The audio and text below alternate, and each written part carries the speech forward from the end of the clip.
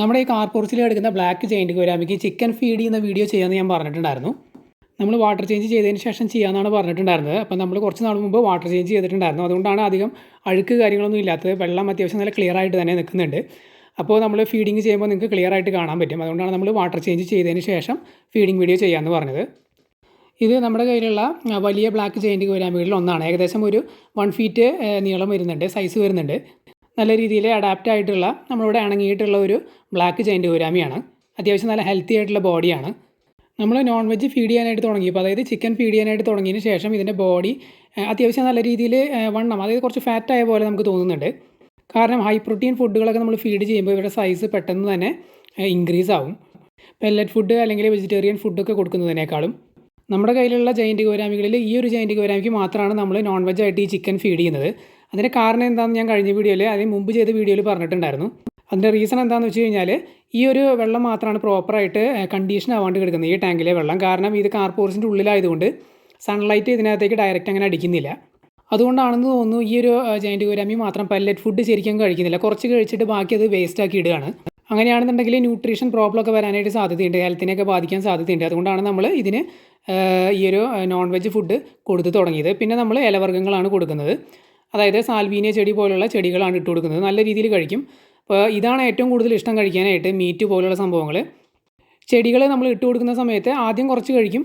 പിന്നെ ഫുള്ളായിട്ടൊന്നും ഇതേപോലെ ആക്റ്റീവായിട്ട് നിന്ന് കഴിക്കൊന്നുമില്ല. കുറച്ച് കഴിഞ്ഞിട്ട് ഒരു 1-2 മണിക്കൂറൊക്കെ കഴിഞ്ഞ് വന്ന് നോക്കുമ്പോഴാണ് നമ്മൾ ഫുള്ളായിട്ട് കഴിച്ച് തീർത്ത് കാണുന്നത്. 2-3 മണിക്കൂറൊക്കെ കഴിഞ്ഞാൽ പിന്നെ ഒരു പൊടി പോലും കാണില്ല ചെടികളുടെ. മൊത്തമായിട്ടത് തിന്ന് തീർക്കുന്നുണ്ട്. കുറച്ച് സമയമെടുത്തിട്ടാണ് ഈ ഒരു ചെടികളും ഇലകളൊക്കെ തിന്ന് തീർക്കുന്നത്. സമയമെടുത്താലും ഫുള്ളായിട്ട് തന്നെ കഴിച്ച് തീർക്കുന്നുണ്ട്.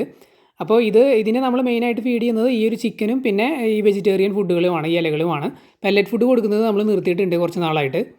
നമ്മുടെ പുറത്ത് കിടക്കുന്ന ഡയറക്റ്റ് സൺലൈറ്റ് അടിക്കുന്ന ടാങ്കുകളിലൊക്കെ ആൽഗെ വന്നിട്ടുണ്ട്. അത്തരം ടാങ്കുകളിൽ കിടക്കുന്ന നമ്മുടെ ജെയിൻറ്റ് ഗോരാമികളെല്ലാം നല്ല രീതിയിൽ പെല്ലറ്റ് കഴിക്കുന്നുണ്ട്. പിന്നെ നമ്മൾ ചെടികളും കൊടുക്കും, നോൺ വെജ് കൊടുക്കുന്നില്ല. പിന്നെ ഈ ചിക്കൻ നമ്മൾ ഇതിന് ഫീഡ് ചെയ്യുന്നത് ആഴ്ചയിൽ 2 തവണയാണ്. അതെല്ലാ മറ്റു മീനുകൾക്കും, അതായത് നോൺ വെജ് കഴിക്കുന്ന മറ്റു മീനുകൾക്കും നമ്മൾ കൊടുക്കുന്നത് ആ ഒരു രീതിയിൽ തന്നെയാണ്. അങ്ങനെയാണ് നമ്മൾ ഷെഡ്യൂൾ ചെയ്തിട്ടുള്ളത്. ആഴ്ചയിൽ 2 ദിവസമാണ്.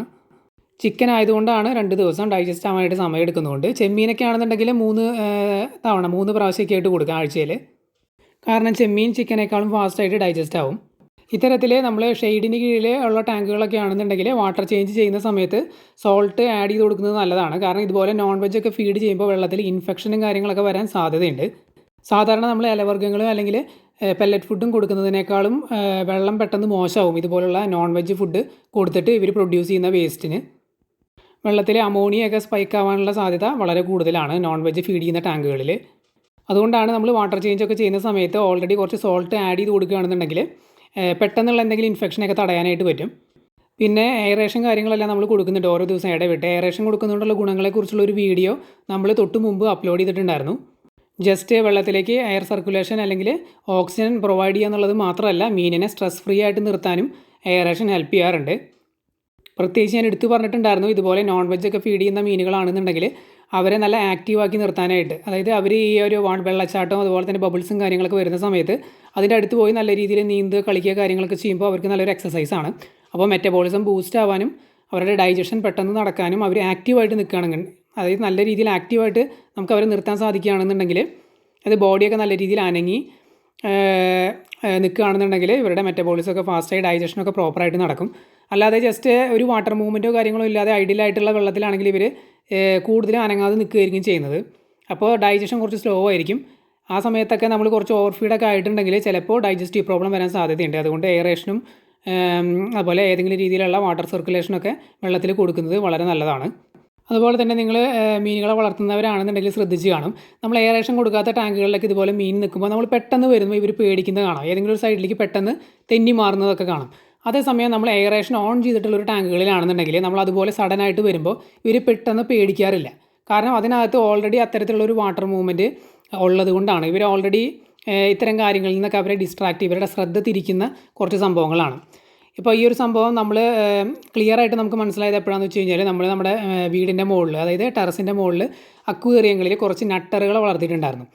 അപ്പോൾ നമ്മൾ എപ്പോൾ ഈ ഒരു അക്വേറിയത്തിൻ്റെ അടുത്തേക്ക് വന്നാലും ഈ നട്ടറുകൾ പേടിച്ചിട്ട് പോയിട്ട് ചില്ലിൽ ഇങ്ങനെ ഇടിക്കും.